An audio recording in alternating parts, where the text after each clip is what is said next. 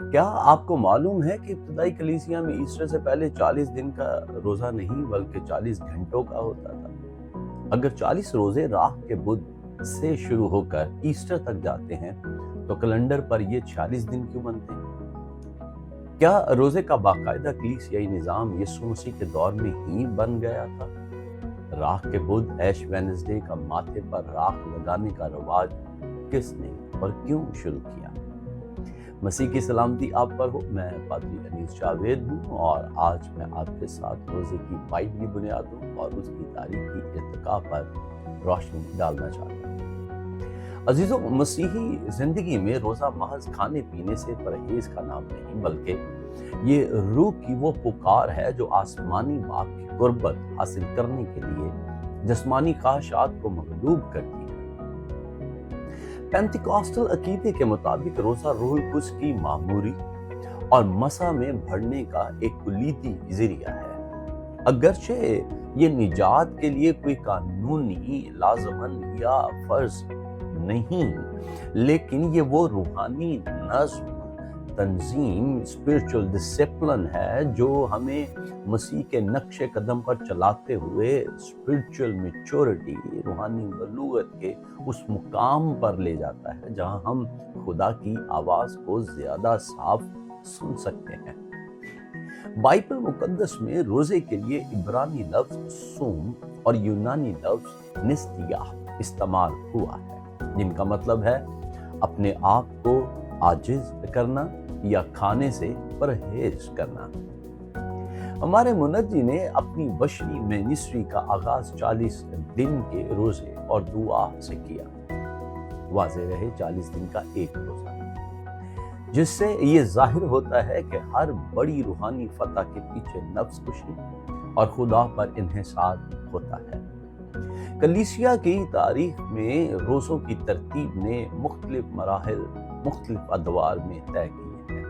نکایا کی کونسل میں پہلی بار باقاعدہ طور پر کوادراجیسیما، یونانی میں تیسرا کوستے یعنی 40 دن کی مدت جسے لینٹ یا ایام سیام بھی کہتے ہیں کا ذکر ملتا ہے۔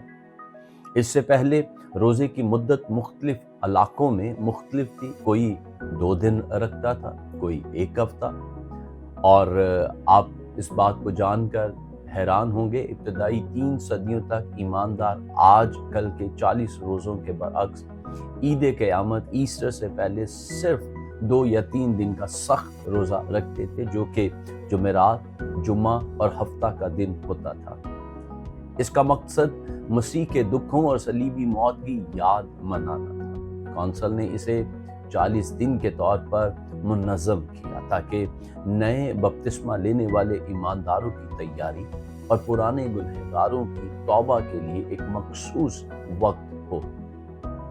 مسیحی کلیسیا میں شروع سے ہی اتوار کو خداوند کا دن the Lord's Day مانا جاتا تھا۔ چونکہ یہ مسیح کے جی اٹھنے اور موت پر فتح کا دن ہے، اس لیے اسے ایک چھوٹا ایسٹر اور خوشی کا دن تصور کیا جاتا تھا۔ ابتدائی کلیسیا میں یہ اصول تھا کہ اتوار کے دن روزہ رکھنا یا گھٹنوں کے بل جھک کر دعا کرنا، جو کہ توبہ کی علامت ہے، منع تھا کیونکہ یہ فتح کا دن ہے۔ نکایا کی کونسل کے بعد جب 40 روزوں کو ترتیب دیا گیا تو مغرب کی لاطینی کلیسیاؤں ویسٹرن چرچ نے اس قدیم اصول کو برقرار رکھا کہ اتوار کے دن روزہ نہیں رکھا جائے گا۔ تو اب 46 دن کا حساب اگر ہم دیکھیں، لینٹ کا جو موجودہ ڈھانچہ ہے کیا ہے؟ جب اتوار کو روزوں کی گنتی سے نکال دیا گیا تو ایک مسئلہ جو پیدا ہوا، اگر آپ 6 ہفتوں کے روزے رکھیں اور ہر ہفتے کے اتوار کو نکال دیں تو پیچھے صرف 36 دن بچتے تھے۔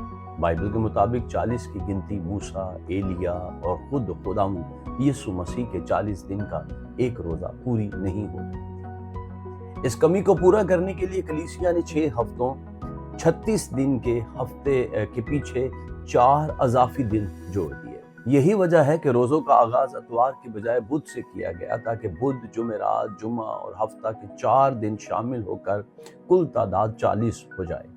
راہ کے بدھ سے لے کر ایسٹر تک کل 46 دن بنتے ہیں۔ اگر ان میں سے 6 اتوار نکال دیے جائیں تو روزوں کی کل تعداد بالکل 40 رہ جاتی ہے۔ راہ کے بدھ کا آغاز 6 صدی عیسوی میں پوپ گریگوری نے اس دورانیے کو منظم کرنے کے لیے کیا۔ انہوں نے روزوں کے آغاز کو راہ کے بدھ سے منسوب کیا، جہاں ماتھے پر راکھ لگا کر انسانی فانیت اور توبہ کا اظہار کیا جاتا ہے۔ نقایہ کی کونسل نے 40 کا ہندسہ مقرر کیا، جبکہ اتوار کو خوشی کا دن قرار دے کر اسے روزے سے نکالنے کی روایت نے موجودہ 46 دنوں کے فریم ورک کو جنم دیا، جس کا باقاعدہ آغاز راہ کے بدھ سے ہوتا ہے۔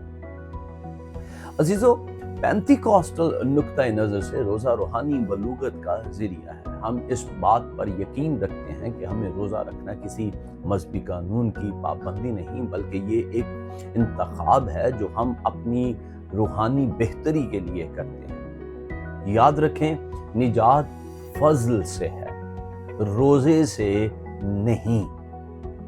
لیکن جس طرح ایک کھلاڑی مشق کے بغیر، ایکسرسائز کے بغیر جیت نہیں سکتا، اسی طرح ایک مسیحی روزے اور دعا کے بغیر ابلیس کے حملوں اور جسمانی خواہشات پر غالب نہیں آیا جا سکتا۔ روزہ ہماری روح کو حساس بناتا ہے۔ جب جسم بھوکا ہوتا ہے تو روح آسمانی روٹی کے لیے زیادہ بےتاب ہوتی ہے۔ یہ ہمیں مسیح کے دکھوں میں شریک ہونے اور اس کی قدرت کو اپنی زندگیوں میں ظاہر کرنے کے قابل بناتا ہے۔ آئیں ان 40 روزوں یعنی لینت یا عام زندگی کے مختلف حصوں میں جب آپ روزہ رکھیں، اسے محض ایک رسم نہ سمجھیں، بلکہ اسے ایک موقع جانیں کہ ہم اپنے اندر کے پرانے انسان کو ماریں اور مسیح کی صورت میں ڈھل جائیں۔ جب ہم دعا، روزہ اور سخاوت کو اپنی زندگی کا حصہ بناتے ہیں تو آسمان ہمارے لیے کھل جاتا ہے اور ہم ان برکات کے وارث ٹھہرتے ہیں جن کا وعدہ کلام مقدس میں کیا گیا ہے۔ خدا آپ کو برکت دے، اور یاد رکھیں کتاب مقدس کہتی ہے اور جو خداوند کی راہ تکتے ہیں وہ نئی قوت حاصل کرتے ہیں۔ Please like, subscribe and share.